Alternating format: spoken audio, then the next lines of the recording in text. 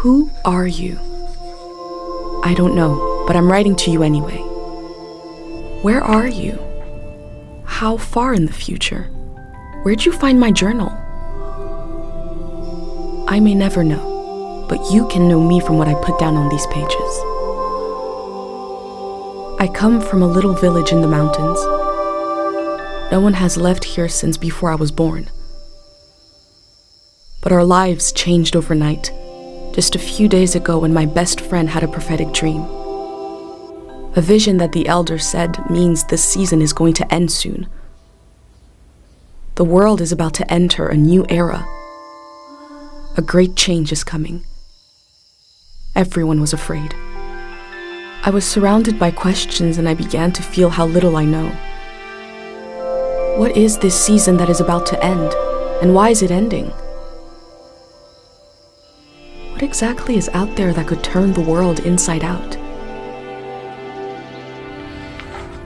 If there are still voices singing and laughing in the wilderness, I could record them before they're gone.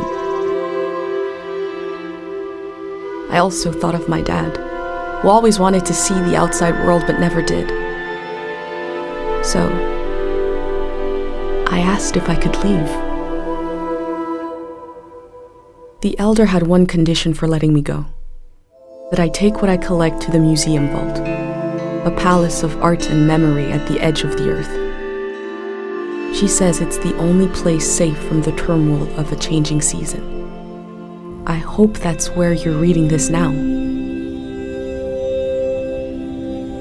I can't stop the change that is coming, but this time on Earth could live on in these pages. What it looks like, sounds like, how it feels to be alive right now.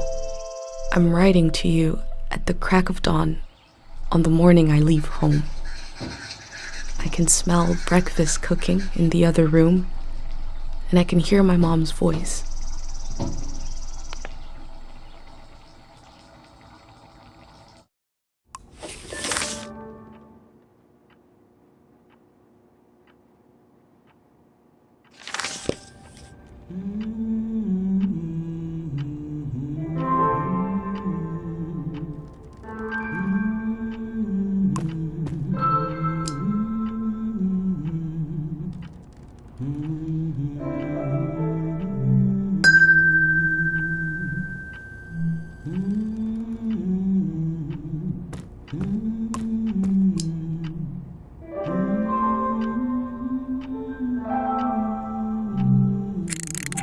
Three, 2, 1, hooray! Mr. Lotto's here.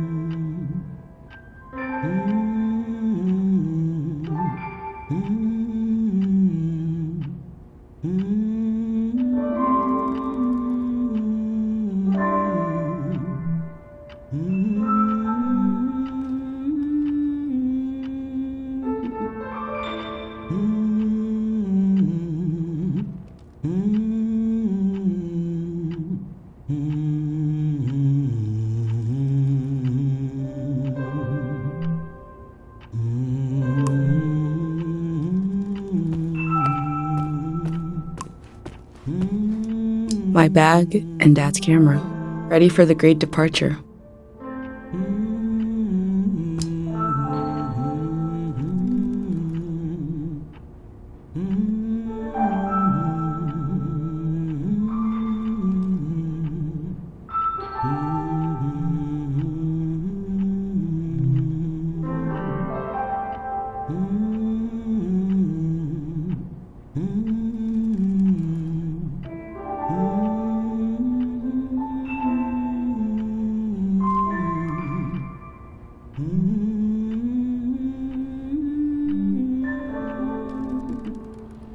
The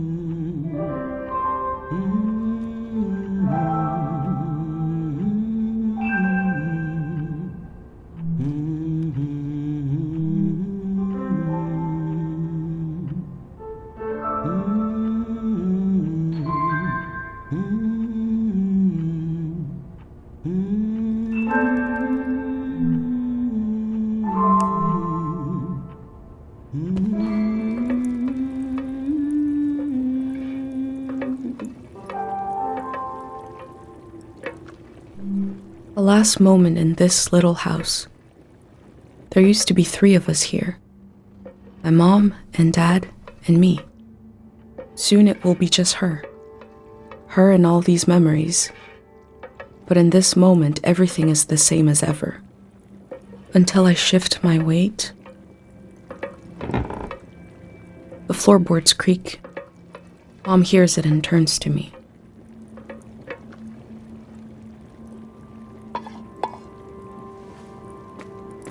You're up. What are you doing standing there? Time to get going. It's gonna be a beautiful morning. I'm making progress. I found the burner, camera, recorder, travel bag. Breakfast is in progress. Still gotta make a pendant. We haven't used this in so long. Good thing I saved the instructions. Just as you would use a shield to protect your body, an identity pendant protects your mind. Your thoughts, memories, everything that makes you, you. We don't wear them here in the village anymore, but if you're going into the outside world, I'll feel better when you've got a pendant shielding you. Diseases of the mind, like the dream sickness. We don't know what caused it. We heard people suddenly fell into an eternal sleep. These were years of wild rumors, and half of them turned out to be true. In times of war, a pendant can be used to identify a body. Let's skip that part. Objects have 2 layers, the physical and the mental. The pendant needs to absorb both. 1. Collect a sentimental object for each sense: sound, smell, feel, sight, taste. 2. Feel the sense and speak aloud a memory of the object. 3. Feed the object into the burner. The memory will leave the speaker as it is transferred to the pendant. That means I'll forget the memory after I say it. It's supposed to be painless. At least. No, you must remember everything. That's your role. The pendant needs this little sacrifice. I want to be sure it works. Don't be afraid. A few memories is a small price to pay for knowing you'll be safe. Okay, so this old tape should work for our sense of sound. I remember.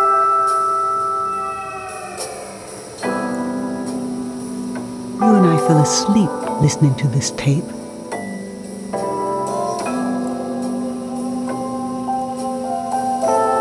Where Dad came from. We all rested together until it got dark.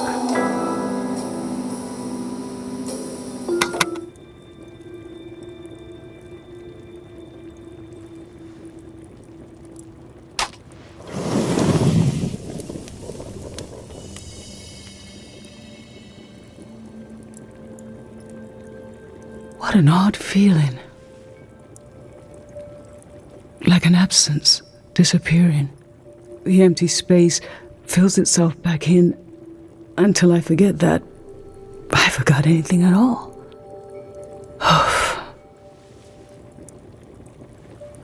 I'm glad I'm only losing a few memories.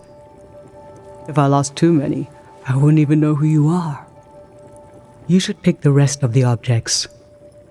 I'll lose the memories, but you'll have them independent forever. So they should be important to you. They should be parts of your identity you want to be sure to protect. So think about what these items and what the memories would preserve about you. Let's do smell next. Find an object with a strong odor and that holds a piece of you.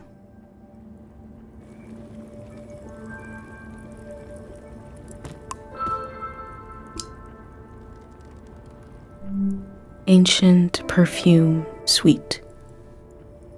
Nothing is ever lost.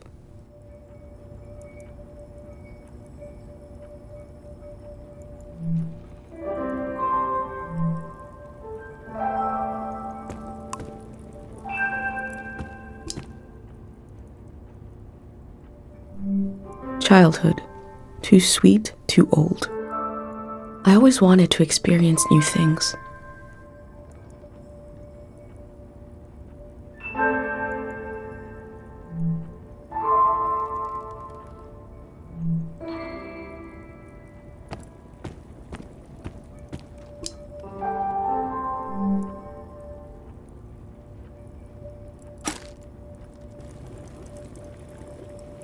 What did you choose for smell? Let's breathe in deep.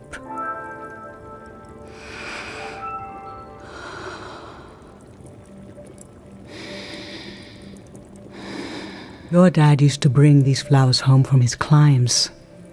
They only grow high up in the mountains. He was a great climber. He even found us a new source of water. I hoped after he would climb less, maybe even retire. But he always wanted to explore, and the only direction to go was up. Maybe the elder is letting you leave out of guilt for what happened to your dad. If someone has the energy to leave, it needs to go somewhere. He fell into the Fitz ravine. We never found his body. But doesn't he rest with us at night? Doesn't he appear in our dreams? How can such a human being depart this earth without leaving behind a trace? A trace as strong as the flowers would still have their scent. Darling, I don't want to lose this one. I can't lose this one. Can we put the flowers back, please?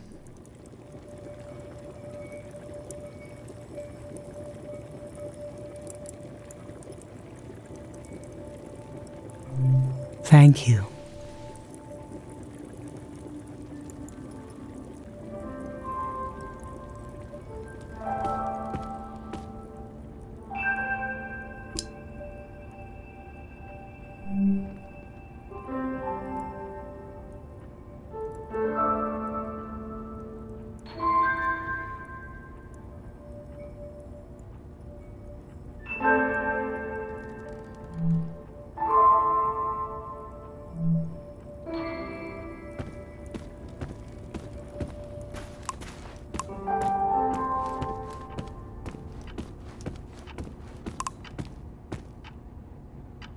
Tangled nest, sour play.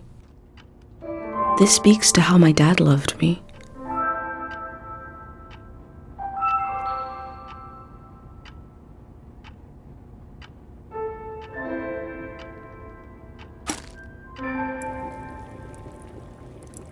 What did you choose for smell? Let's breathe in deep.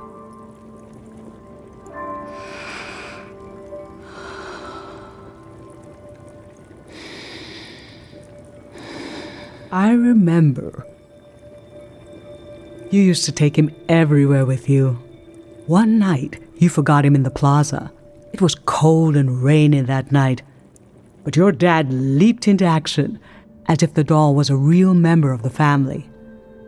I have this image of his face as he ran out into the storm, completely serious, no hesitation. And when your dad returned with the doll, I forgot for a moment that He's just fabric, stitched into the form of an animal. It felt as if he had a soul, because you'd projected one into him. What was dear to you was dear to us. We were whole. For a little while.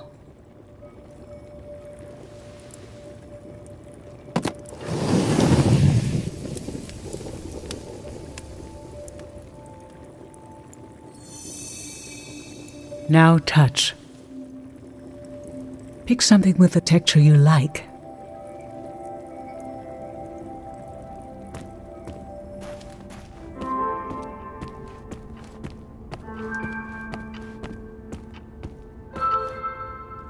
The binding is loose.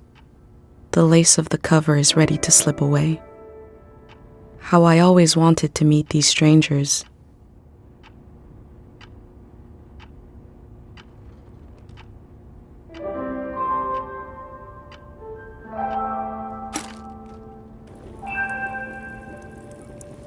So what did you end up choosing?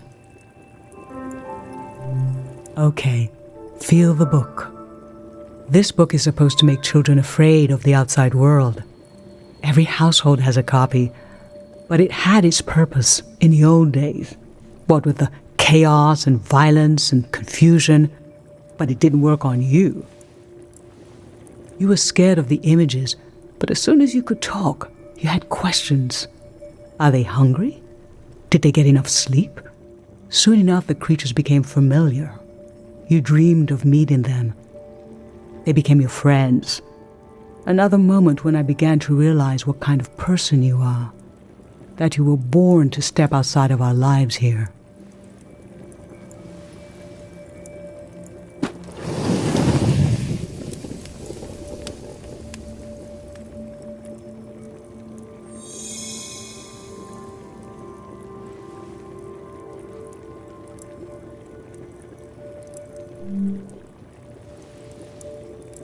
I'm fine. Let's do sight next. Pick something that looks nice.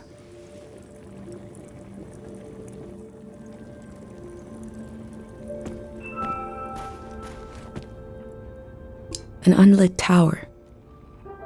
I was loved by people I have no memory of.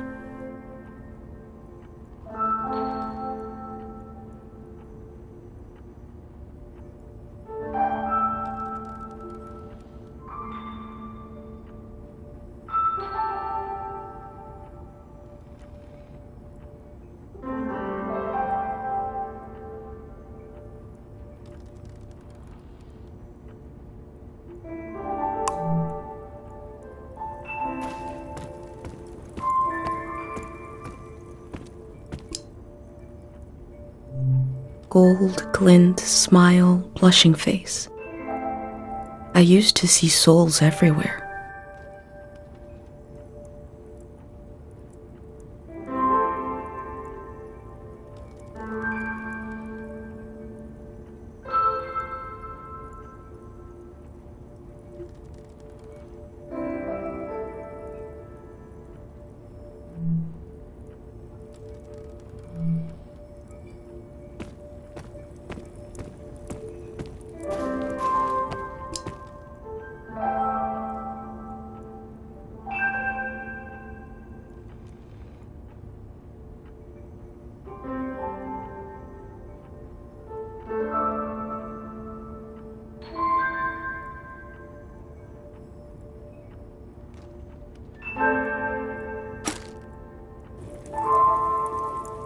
So, what did you end up choosing?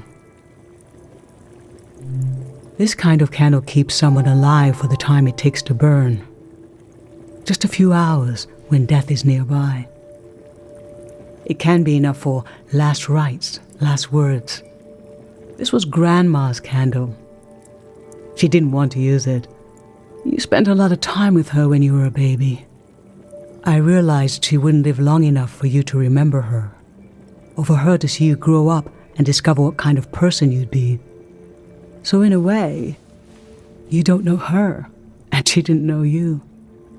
And yet, she loved you. I don't know where love goes, but it belongs to you anyway.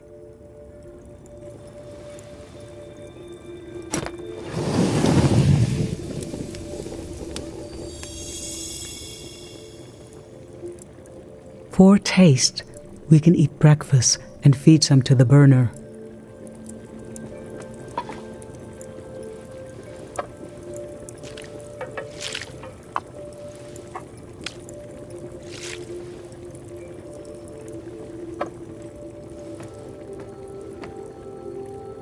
The memory I'll lose is the one we're forming right now. I want you to have it forever.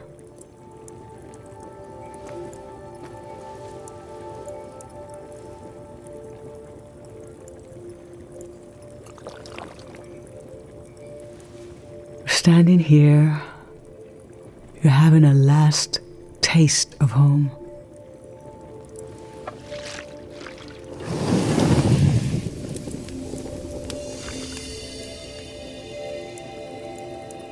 Now you're protected by lost memories. A gem of home around your neck. This is my only condition for letting you go. You must promise me never to take the pendant off. And never tamper with it.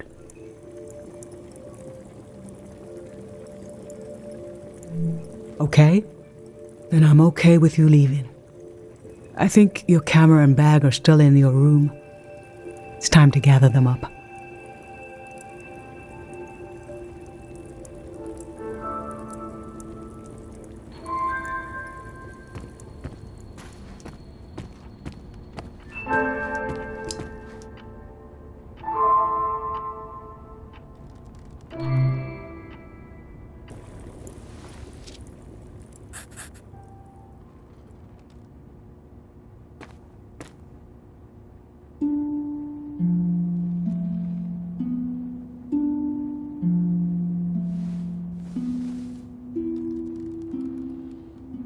I've lost so much. How could the world ask me to lose you too?